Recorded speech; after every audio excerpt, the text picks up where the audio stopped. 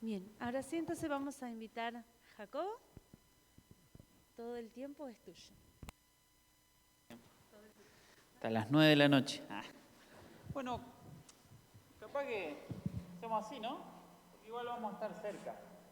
Y al que no escucha, lo puedo invitar a que se acerque. Bueno, está bien. Está bien, está bien. Me lo pidieron. Está bien. Bueno, el título de hoy, ¿no? Haciendo el amor o la guerra. La idea era, yo en un principio le dije a Sandra hacer algo más que nada dinámico para los matrimonios, pensando en que era familia, digamos, para matrimonio. Bueno, entonces de ahí que basamos el título. Después cuando supimos que era para toda la familia, entonces tuvimos que darle una pequeña vuelta de rosca, pero no quisimos cambiar el título para que suene interesante por lo menos. Por lo menos eso, ¿verdad? Así que, pero, ¿por qué esto de hacer el amor o la guerra, no? Vivimos, bueno, justo en un momento donde estamos hablando de guerra, gracias a Dios no nos toca de cerca, pero por otro lado tampoco podemos agradecer que le toque a nuestros otros hermanos en otro lugar del mundo, lógicamente. Y pedimos y oramos por ellos, ruso y ucraniano. Yo tengo un amigo en Ramírez, él vino de Ucrania, me dice, en realidad no es que uno es culpable y el otro es inocente, o sea, en esto lamentablemente tenemos que entender de que son los tiempos que vivimos y así se dio y el enemigo obra también. Pero me gustaría que, siguiendo el hilo un poquito de lo que hablamos el viernes, de lo que hablamos hoy a la mañana, acerca de cómo poder vencer estos patrones, estas dificultades que tenemos, cómo ir a Dios y sabernos amados. Entonces la pregunta es, ¿dónde entrego todo esto con lo que vengo cargando en mi vida? ¿O cómo puedo hacer para dejarlo? Y un poquito recién en el himno que cantamos, que me encanta, el 151, habla de cómo podemos ir a Dios para recurrir ante nuestros problemas. Y me gustaría que vamos a recorrer un poquito la Biblia, pero ahora nos vamos a detener en Gálatas. Gálatas es un libro precioso, bueno, toda la Biblia, ¿verdad? Pero Gálatas, Efesios, tenemos consejos del apóstol Pablo increíbles realmente y muy actuales para nosotros hoy. Vamos a Gálatas 5, los versículos del 4 al 6, y vamos a recorrer un poquito al apóstol Pablo en algunos consejos muy prácticos, que la idea es que nos puedan otorgar maneras de llevar nuestros problemas y poder abordar nuestra vida cristiana, pero en el cotidiano caminar de todos los días, con las relaciones humanas que tenemos todos los días. Vamos ahí el capítulo 5 de Gálatas, los versículos 4 al 6. Dicen, pues si ustedes pretenden hacerse justos ante Dios por cumplir la ley, han quedado separados de Cristo, han caído de la gracia de Dios. Sin embargo, los que vivimos por el Espíritu esperamos con anhelo recibir por la fe la justicia que Dios nos ha prometido. Pues una vez que depositamos nuestra fe en Cristo Jesús, de nada sirve estar o no circuncidado. La importancia es la fe que se expresa por medio del amor. ¿Verdad? Acá Pablo hace una super mega síntesis de lo que para él era el Evangelio. O sea, poder entender que lo que nosotros éramos ya no tiene valor cuando nos vamos a Cristo, y esta lucha que Pablo trataba de si el estar circuncidado o no circuncidado lo expresa muy bien, ¿no? Lo que vale realmente, lo importante, dice él, es la fe que se expresa por medio de la fe, del amor. Esa fe que se expresa amando, digamos. Y vamos a ver un poquito cómo se expresa, ahí en el versículo 24, el mismo capítulo. Ahí en Gálatas 5, el 24, dice, los que pertenecen a Cristo Jesús han clavado en la cruz las pasiones y los deseos de la naturaleza pecaminosa y los han crucificado allí. Claro, Pablo en los versículos anteriores al 24 viene hablando, ¿no?, de estos deseos carnales que tenemos y que nos pueden pasar a nosotros el deseo puede ser carnal para nosotros, puede ser la ira, el enojo, la ansiedad, la preocupación, la avaricia, la codicia, podemos tener un montón de deseos que provienen de nuestra carne. Sin embargo, acá Pablo nos da la clave, ¿no? ¿Dónde está todo eso? ¿Dónde queda cuando nosotros vamos a Cristo? quedan clavados en la cruz. Y ¿saben qué? Hay toda una teoría, a mí me gusta buscar dentro de lo que es la psicología, no es muy común, pero gracias a Dios de a poquito se va metiendo y va tomando más forma dentro de la psicología todo lo que es la teoría de lo espiritual. Y uno de los padres de estas teorías fue Víctor Frank. Han escuchado hablar El hombre en busca de sentido. Y él habla mucho acerca de cómo el hombre necesita buscar un sentido para su vida, un para qué vivir. A ver, si vivo, ¿por qué va a valer la pena vivir? Entonces él está en una época donde Freud está en pleno auge, donde Adler, que es otro de los que propone una escuela de psicología centrada muy antropocéntrica, viene este señor, Víctor Frank, después de salir de lo que fue uno de los campos de concentración nazi, de perder a toda su familia, y él dice, el hombre tiene algo más, aparte de lo físico, lo biológico y lo psíquico. Tiene una parte que es muy elemental y él dice es lo espiritual. Y es lo que a mí me mantuvo entero para poder salir del campo de concentración nazi con vida. Entonces él dice, yo descubrí que de todos los que estábamos en el campo de concentración, los que veían un futuro fuera del campo de concentración, después de esa batalla, después de esa guerra, eran los que sobrevivían, los que podían mantenerse. A todos nos daban la misma comida, a todos nos daban el mismo agua, el mismo trato inhumano, nos daban, o sea, vivíamos en las mismas condiciones. La única diferencia era que unos decían, mirá cómo estoy, no, mirá lo que es esto, y miraban a su alrededor. Y su vida la medían en base a lo que tenían alrededor, a lo que los rodeaba en ese momento de su vida. Sin embargo, dice otro grupo, que éramos, y él cuenta, ¿no? Dice, yo pude ver, porque él ya era médico ahí, él veía como psiquiatra que muchos otros veían su vida y decir, bueno, cuando salga de acá, de este lugar que está terrible, pero cuando salga, yo quiero ir a comer lo que me cocinaba mi abuela, a comer lo que me cocinaba mi mamá, voy a visitar tal lugar, ahora sí voy a tomar la vida en serio, pero veían un futuro después de ahí. Entonces dice eso que nosotros le podemos llamar esperanza, le podemos llamar fe, es lo que motivaba a esas personas a querer seguir vivas. Aún por qué valía la pena estar ahí adentro. Era el querer salir para vivir algo mejor. Entonces desde ahí él empieza a dimensionar esto que lo llamamos la parte espiritual, que para nosotros hoy es muy común, en ese entonces, como no era medible, como no era cuantificable, no era científico. Y este hombre hizo toda una teoría, pero no nos vamos a detener en eso, nos vamos a detener en que él entendió que nosotros como seres humanos, hijos de Dios, necesitamos, así como necesitamos estar bien físicamente, también necesitamos vivir de una manera plena nuestra espiritualidad. Y esa espiritualidad, cuando se ve socavada por los problemas de la vida, muchas veces necesitamos ir a un lugar en donde encontrar paz y socorro. Y ese lugar es la cruz, donde dejamos clavadas nuestras pasiones. Vamos a leer un poquito ahí, ¿se acuerdan este versículo muy conocido de 1 Corintios 1:18?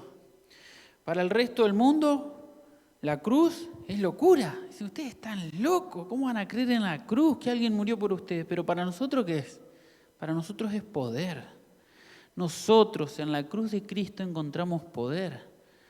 Poder para sobrellevar nuestras luchas y para saber que tenemos a alguien que nos puede socorrer. ¿Y cómo sabemos que nos puede socorrer Cristo a través de la cruz? Bueno, ahí tenemos Hebreos 4:15. ¿Qué dice Hebreos 4:15? ¿En qué fue probado el Señor? ¿En qué fue tentado? En todo. Y es muy fuerte, ¿saben que cuando llegamos a esta conclusión de que es en todo, realmente es muy fuerte porque el Señor nos puede entender? Quiero leer en esta versión porque es una versión, es un poco más actual al lenguaje, obviamente dice lo mismo, pero dice, nuestro sumo sacerdote, estamos hablando de Jesús, comprende nuestras debilidades porque enfrentó todas y cada una de las pruebas que enfrentamos nosotros. Sin embargo, Él nunca pecó. Así que acerquémonos con toda confianza al trono de la gracia de nuestro Dios. Allí recibiremos su misericordia y encontraremos la gracia que nos ayudará cuando más la necesitemos. Así que tenemos a alguien que se puede compadecer, que nos puede entender, que nos puede alentar, que nos puede dar solución y respuesta a nuestro dolor, aún en las situaciones más profundas y más difíciles. Entonces, a veces haciendo un ejercicio con Marlene, con mi esposa, pensamos, ¿no? ¿Qué nos pasaría si Lauti, aunque no quisiéramos, pero si Lauti fallece o le agarra una enfermedad terminal? ¿Qué hacemos si uno de los dos falta? ¿Qué pasaría con él? ¿Qué sentiría? Y el único consuelo que encontramos, aunque sea pensándolo al menos, es encontrar la paz de Dios en saber de que todos sus caminos a los que lo amamos nos ayudan a bien. Entonces, a través de las vivencias que vamos teniendo podemos encontrar que Dios y su cruz es lo que nos ampara ante los problemas. Entonces, si tenemos la clave para salir adelante, ¿cómo no la vamos a querer compartir? ¿Cómo no le vamos a querer contar a otro y decirle, che, mirá, vos estás pasando por lo peor? Y la verdad es que a mí me ha pasado, he tenido pacientes que venimos trabajando una cosa, otra cosa, y no hay, parecía que ya se agotan las instancias de resolución. Y cuando en un momento tocamos la fibra espiritual, se abre todo un nuevo camino, ¿no? Una nueva dimensión.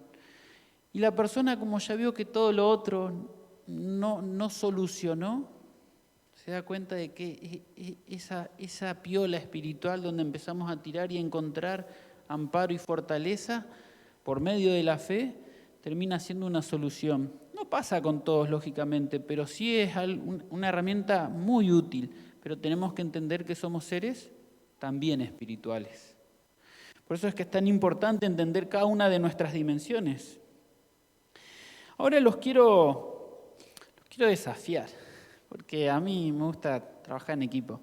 Entonces yo acá traje mi machetito, acá, y acá quiero que nos separemos, hagamos 3 grupitos, así sencillos, que nos agrupemos en 3 grupos.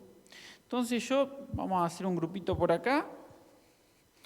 Acá le voy a dar un papelito a Sandra y el grupo de este lado. Y ahí ustedes tienen la consigna, ¿no? ¿Cómo enfrentamos? Acá con Juan y acá vamos a pedir a Diego por ahí que se acerque y vamos a juntar un par más. Acá. Y al grupo de atrás le vamos a dar, ahí está. Es muy fácil, muy sencillo. Todos los papelitos dicen ¿cómo enfrentamos? Y ahí tenemos algún tipo puse algo muy grueso. ¿Por qué? Porque lógicamente no podemos empezar a hacer todo. Pero hoy ustedes van a leer algo. Obviamente no tienen todo lo mismo. Pero ¿cómo enfrentamos de manera espiritual? ¿Qué herramientas espirituales contamos nosotros como cristianos para enfrentar estas problemáticas? Ahí los dejo. Un ratito, así, de la experiencia y ahí vamos viendo.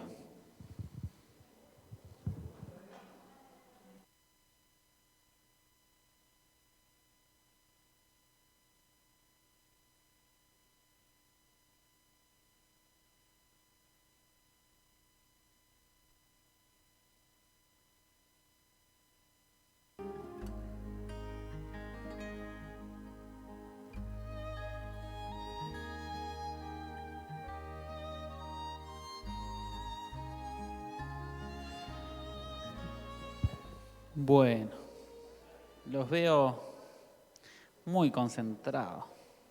Sí, la verdad que sería una picardía, pero también queremos escuchar qué es lo que qué salió de esas mentes prodigiosas. Así que bueno. Yo acá tenía ahí está. Tuve que hacer una copia de lo que les había pedido. A ver, ¿quiénes enfrentaron el enojo y la ira? ¿Allá? Bueno, a ver. Es un pequeño resumen de lo que hablaron.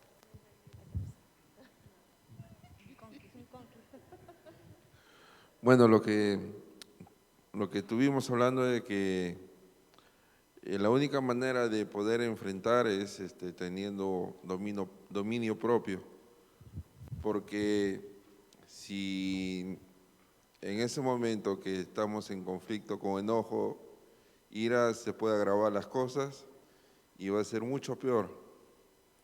Entonces, tener un dominio propio, contar hasta 10, morderse la lengua, cualquier otra cosa, hasta que pase, o tomarse un bocado de agua, y es la única manera. De esa manera también, cuando ya pase todo el proceso de la ira, de la amargura, hablar calmadamente con la persona. Es la única manera, si no caemos en el juego y terminamos mal.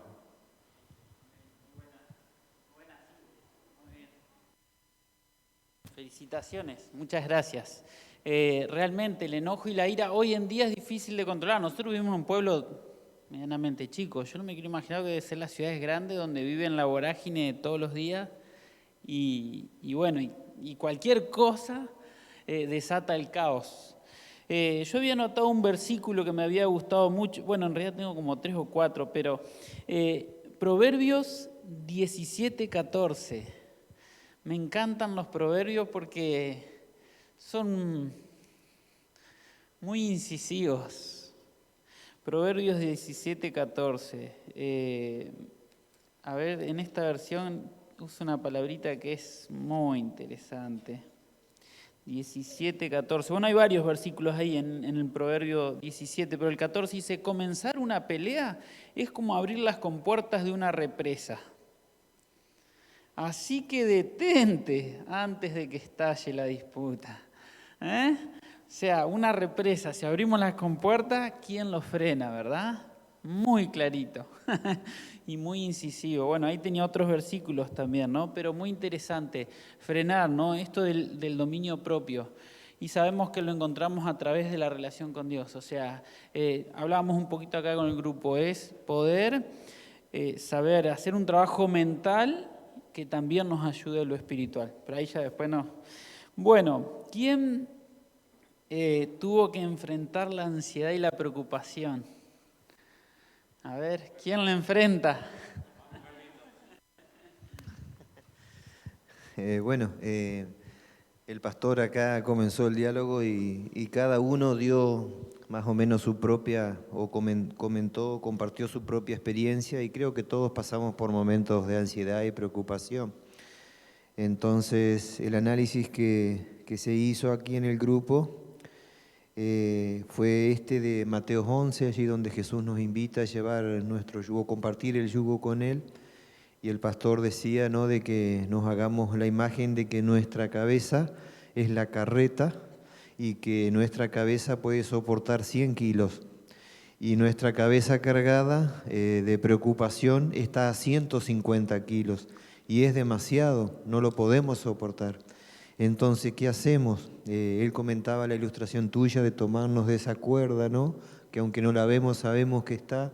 Eso es a través de la fe, es a través de Cristo, que si nosotros hacemos eso, esa carga de 150 kilos que no la podemos soportar se divide en 2 y pasa a ser 75 kilos. Entonces, algo que nosotros sí podemos soportar. Entonces, lo que nosotros estamos haciendo es compartir nuestro yugo con Cristo. No es que no vamos a tener que llevar ningún yugo, sino que lo compartimos con Él. Él alivia nuestra carga, nos ayuda y de esa manera podemos seguir adelante. Muchas gracias y felicitaciones también, muy, muy práctica la manera de explicarlo también. Yo ahí tenía Filipenses 4, del 4 al 7, había anotado así un pasaje como para tener una pequeña referencia. Filipenses 4, del 4 al 7, dice: estén siempre llenos de alegría en el Señor. Lo repito, alégrense. Que todo el mundo vea que son considerados en todo lo que hacen y recuerden que el Señor vuelve pronto. Ahí está nuestro compartir con el Señor, lo que decían justamente, poder entregarle a Él porque estamos tranquilos, Él vuelve. No se preocupen por nada, en cambio oren por todo. Díganle a Dios lo que necesitan y denle gracias por todo lo que Él ha hecho. Así experimentarán la paz de Dios que supera todo lo que podemos entender. La paz de Dios cuidará su corazón y su mente mientras vivan en Cristo Jesús. es esto, ¿no? Depositar nuestras cargas en Él. Ahí volvemos a la cruz, volvemos a Cristo. Realmente tenemos en quien también poder ampararnos. Y bueno, y por último acá, a ver quién se va a animar a lidiar con el dolor y el... Fue... Sí, ya lo veo.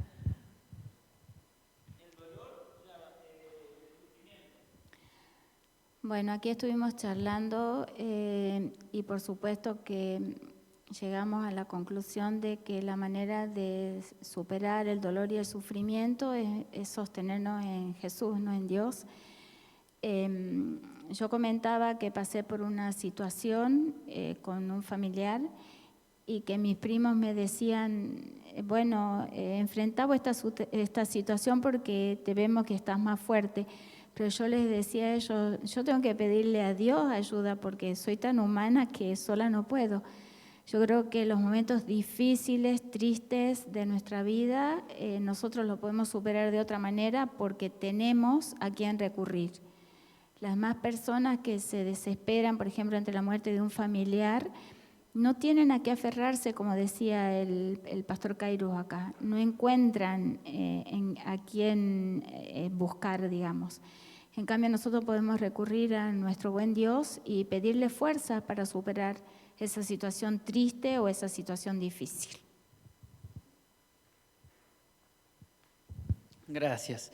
También hablábamos ahí en el grupo, ¿no? Hay un condimento esencial y recién en uno de los versículos lo mencionaba el pastor Kairos, también Miguel, cómo el factor, ¿no? Tenemos y necesitamos tener una disposición a confiar en nuestro Señor y a estar mentalmente decididos a generar una visión positiva y proactiva de la vida, porque confiamos en alguien que nos pueda ayudar, ¿no? Somos esto unidos. Por eso es tan importante esto que comentábamos ayer de los patrones generacionales, de lo que podemos traer en nuestra mochila cargado, pero de lo que Dios quiere otorgarnos. Y ese es ese sentirnos amados y hoy poder entender que podemos depositar nuestras cargas en quien nos ama y poder compartir esa carga para que esa carga sea soliviada, sea llevada juntos también.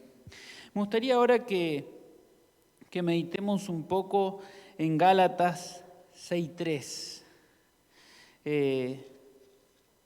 Un par de versículos para entender un poquito el contexto de cómo nos podemos parar como cristianos para compartir con otros, ¿no? A veces estamos en la vida parados y pensamos que nuestro problema es el único, ¿no?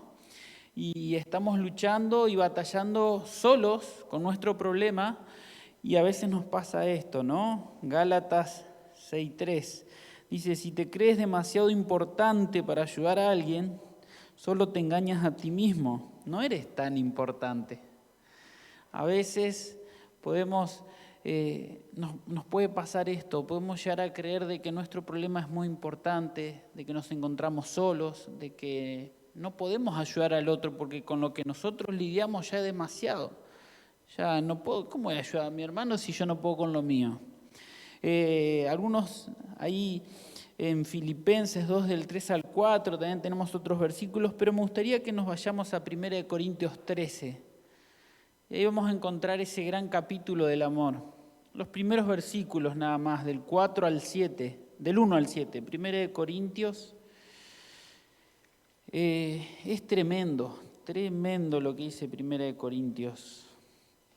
Realmente sin desperdicio y realmente debería ser nuestra manera de poder entender el amor que necesitamos vivir con Dios para poder compartir. Leo dice, si pudiera hablar todos los idiomas del mundo y de los ángeles, pero no amara a los demás, yo solo sería un metal ruidoso. Si tuviera el don de profecía y entendiera todos los planes secretos de Dios y contara con todo el conocimiento, y si tuviera una fe que me hiciera capaz de mover montañas, pero no amara a otro, yo no sería nada. Si diera todo lo que tengo a los pobres y hasta sacrificara mi cuerpo, podría jactarme de eso. Pero si no amara a los demás, no habría logrado nada. El amor es paciente y bondadoso. El amor no es celoso, ni fanfarrón, ni orgulloso, ni ofensivo. No exige que las cosas se hagan a su manera, no se irrita, ni lleva un registro de las ofensas. No se alegra de la injusticia, sino que se alegra cuando la verdad triunfa. El amor nunca se da por vencido, jamás pierde la fe. Siempre tiene esperanzas y se mantiene firme en toda circunstancia. Realmente cuando pensaba, ¿no? ¿Hacemos el amor? ¿Realmente transmitimos amor? ¿Damos amor a quienes nos rodean? ¿Realmente estoy pensando en hacerle el bien al que me rodea todo el tiempo? ¿O es que a veces me alegro cuando al otro que me hace el mal le va un poco mal también? Nos tenemos que encontrar con nuestra parte humana, como decía Miguel, ¿no? Poder racionalizar de cómo somos realmente y de cuánto necesitamos de nuestro Dios para que nos salve de nosotros mismos y nos ayude a poder decidir entregarle nuestras falencias a Él, nuestro carácter a Él, nuestras dificultades.